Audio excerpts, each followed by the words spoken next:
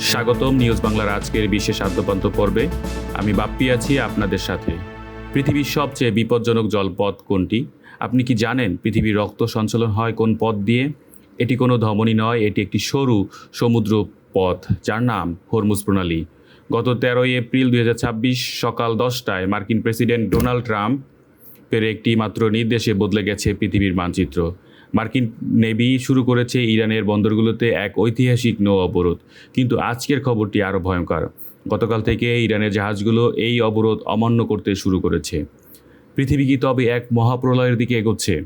আজ আদ্যপান্ত দেখে নেব নিউজ বাংলার এই বিশেষ অনুসন্ধানে। কেন এই সংঘাত? পর্দার আড়ালে ইতিহাস কি বলছে? কেন ট্রাম্প এত মরিয়া? কারণ পৃথিবীর মোট তেলের 20%ই পার হয় এই প্রণালী দিয়ে। ইরান যখনই বিপদে পড়ে তারা হুমকি দেয় এই পথ বন্ধ করে দেওয়ার, কিন্তু এবার ট্রাম্প নিজেই পথটি আটকে দিয়েছেন। ওমানের শান্তি আলোচনায় ব্যর্থ হওয়ার পেছনে আসল কারণ কী ছিল? সূত্র বলছে মার্কিন যুক্তরাষ্ট্র ইরানের পরমাণু কর্মসূচি পুরোপুরি বন্ধের 20 বছরের গ্যারান্টি চেয়েছিল, যা ইরান সরাসরি নাকচ করে দেয়। ফলাফল আজকের এই বারুদের গন্ধ। বিশ্ব অর্থনীতির পতন, আপনার পকেটে এর প্রভাব পড়বে কি? আপনি হয়তো ভাবছেন মধ্যপ্রাচ্যের যুদ্ধে আপনার কি আসে যায়। তবে শুনুন, ট্রাম্পের এই এক সিদ্ধান্তে তেলের দাম ব্যারেল প্রতি $100 ছাড়িয়েছে। এর ফলে প্রতিটি নিত্যপণ্যের দাম বাড়বে জ্যামিতিক হারে। IMF সতর্ক করেছেন যদি এই সংঘাত না থামে তবে 2026 সাল হবে আধুনিক ইতিহাসের সবচেয়ে বড় অর্থনৈতিক মন্দার বছর। আপনি কি প্রস্তুত আছেন এর জন্য? মোদি, নেতানিয়াহু এবং গ্রেটার ইসরায়েলের রহস্য কী?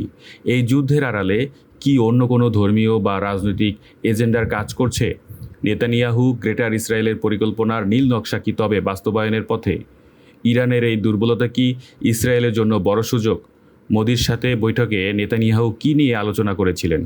গোয়েন্দা সংস্থা বলছে এই অঞ্চলে শক্তির ভারসাম্য পুরোপুরি বদলে দেওয়ার জন্য এক গোপন জোট তৈরি হচ্ছে।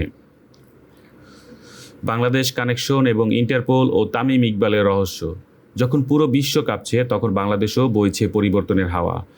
শেখ হাসিনাকে দেশে ফেরাতে ইন্টারপোলের কাছে রেড নোটিশ পাঠিয়েছে বর্তমান সরকার। এটি কি কেবল আইনি প্রক্রিয়া, নাকি এর পেছনে বড় কোনো আন্তর্জাতিক চাপ আছে?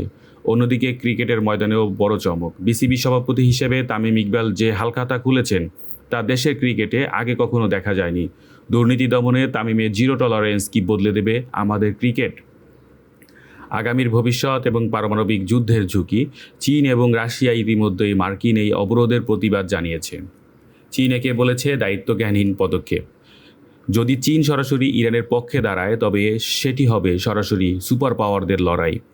আমরা কি তবে তৃতীয় বিশ্বযুদ্ধের দ্বারপ্রান্তে দাঁড়িয়ে? পরমাণু অস্ত্রের বোতাম কি টিপে দেওয়া হবে? ইতিহাস সবসময় বিজয়ীদের পক্ষে লেখা হয়, কিন্তু এই যুদ্ধে কি আদৌ কেউ বিজয়ী হবে, নাকি সাধারণ মানুষের রক্তে রঞ্জিত হবে সমুদ্রের নীল জল? আপনি কি মনে করেন?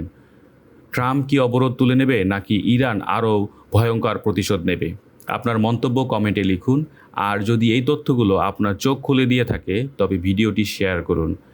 আজ এ পর্যন্তই। দেখা হবে নিউজ বাংলার পরবর্তী কোনো রহস্যের খোঁজে। ধন্যবাদ।